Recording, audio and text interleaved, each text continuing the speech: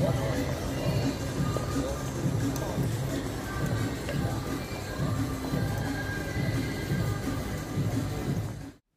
hello there, how is everyone? I hope you're all well. It's Saturday, and this is video 1B. That's it, because the next video will say 2 of 2, and this is actually going to make it 3. No, 2 of 3.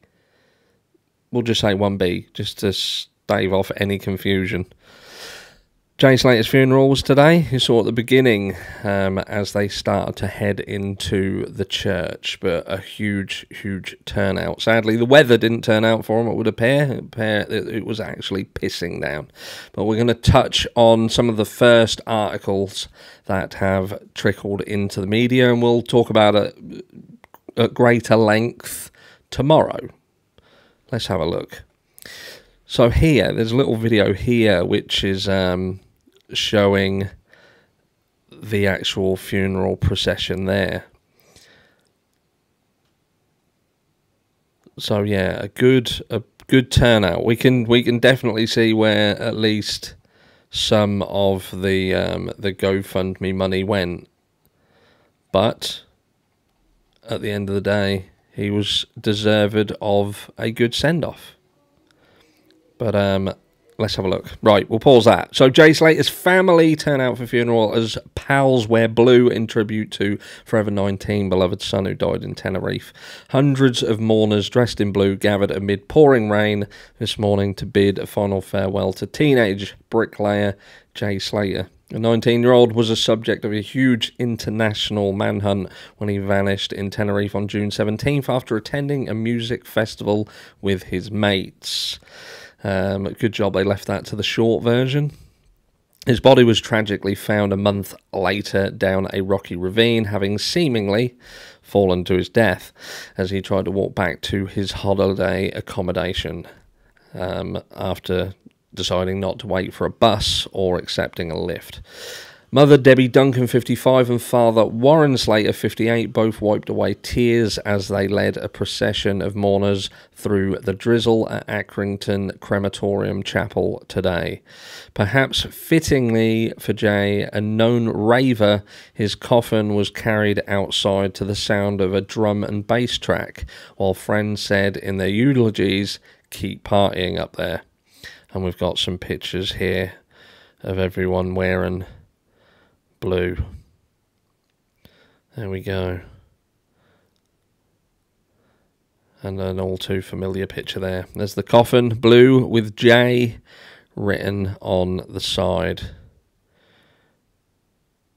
There we go. More pictures of the horse and carriage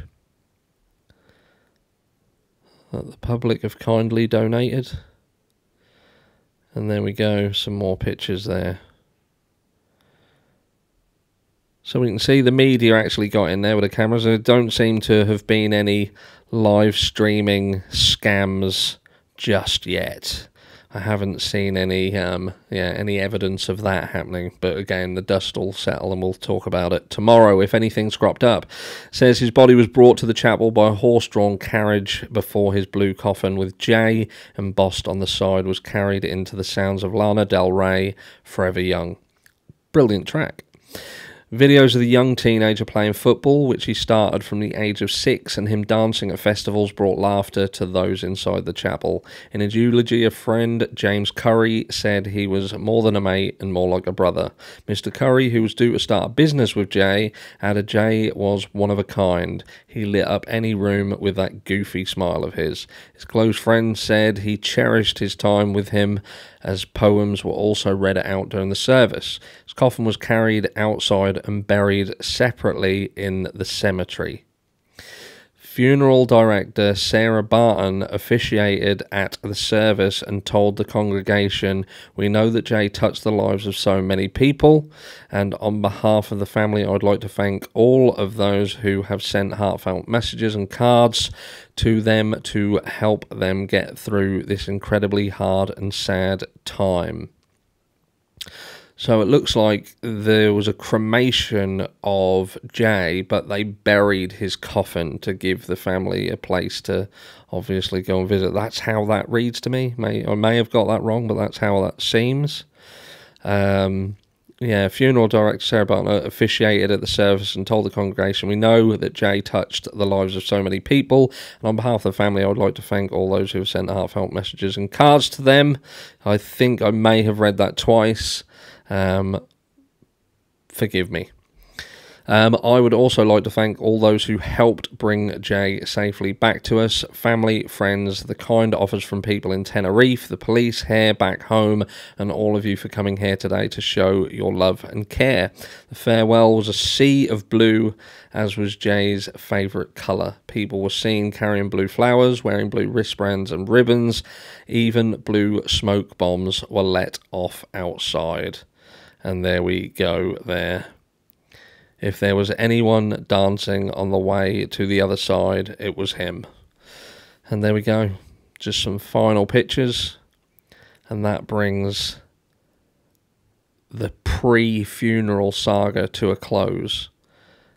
Now we will check out video 3 later, as we now consider what happens in the aftermath. And there we have it. There we go. That's it. I'm not going to keep this too long. What do we got? It does read at the bottom here, in a tribute read out to the service. Hunco United manager Stuart Holt said, "I met first Jay when he was 6 years old, when Debbie brought him to his first football coaching session. He already looked the part with his baggy kit and his flowing locks. Jay was quiet, shy, and as it turned out, a natural footballer.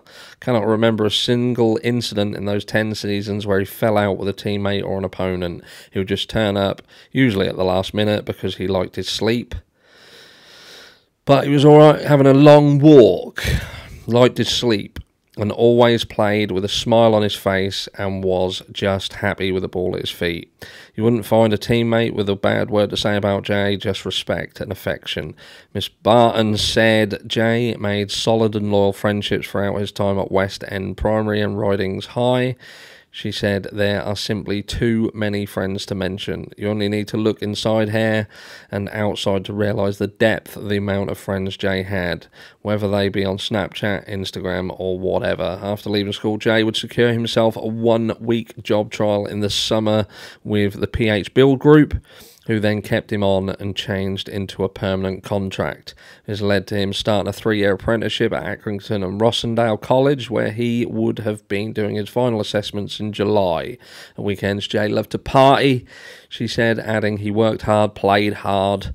We know he loved his music and dance, with this starting from a very early age. As soon as he was old enough, Jay enjoyed going to festivals and had been to a fair few in his time. Parklife, Creamfields Lead Festival and the Warehouse Project."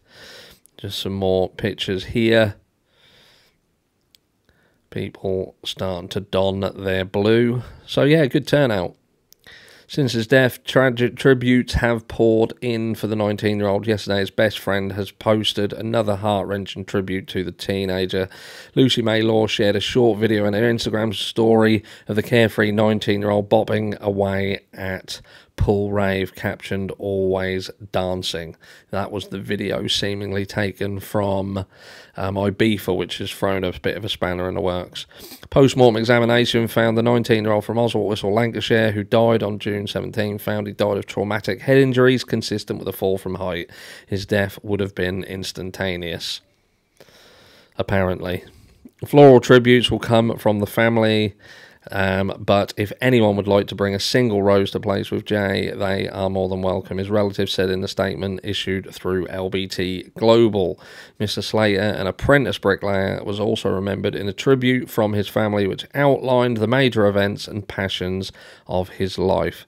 They stated, "A loving son of Debbie and Warren, a cherished brother of Zach and brother-in-law of Jessica, a treasured grandson of Dawn, June and the late Dougie, a much-loved nephew of Glenn and Katie, a dear cousin of Maddie and Tilly, and a loyal friend to many. Jay will be very sadly missed by all that knew him." And I think we will leave it there. So there we have it. That is the funeral. It's over. Let's see if it's over, or is it just starting? Let me know down below, and I'll see you all later today.